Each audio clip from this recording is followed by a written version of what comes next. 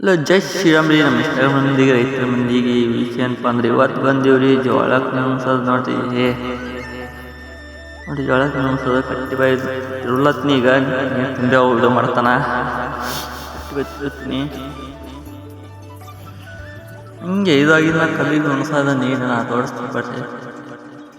ನೋಡಿ ನೈಟ್ ಉಳ್ದ ಹೊಲ ಹೊಸ ನೀರು ಇದೊಂದು 4 ಮರಿಗಳು ಉಳ್ದವ ಬರ್ರಿ ಮ್ಯಾಗಿನ ಕಟ್ಟೆ ತೋರಿಸ್ತೀನಿ. ನೋಡಿ ತಳಗಿನ ನುಣ್ಸಿದ ಮ್ಯಾಗ ಮ್ಯಾಗಿನ ಕಟ್ಟಿ ಉಣ್ಸ್ಕೊತೀನಿ ನೀರು. ಇನ್ನೊಂದು 10 ಕಟ್ಟಿ ಬಾಯಿ ಉಳ್ದವ್ರಿ, ನಾ 10 ಸಾಲ ಉಳ್ದವು ಅದು ಉಣಿಸ್ತೀನಿ ಈಗ. 10 ಸಾಲ ಮ್ಯಾಗ ಇನ್ನೊಂದು ಸಾಲ ನೋಡ್ರಿ ವಿಡಿಯೋ.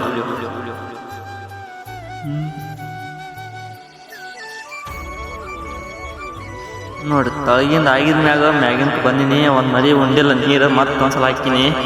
ಅದು ಒಂದೇ ಸಾಲ ಉಳಿತ್ರಿ, ಅರ್ಧಕ್ಕೆ ಹೋಗಿ ಬಂದೈತೆ ನೀರು. ಕಟ್ಟೆಗೆ ಕ್ಯಾನ್ ಮತ್ತೊಂದೇ ಹೋಗಿ ಅದ್ರ ಮ್ಯಾಗ ಕಬ್ಬಿಗೆ ಭೀ ಹಾಕ್ಬೇಕು ನೀರು. ಇಲ್ಲಿ ನೋಡಿ ಮೆಣಸಿನ ಗಿಡಗಳು ಹಚ್ಚಿವಿ.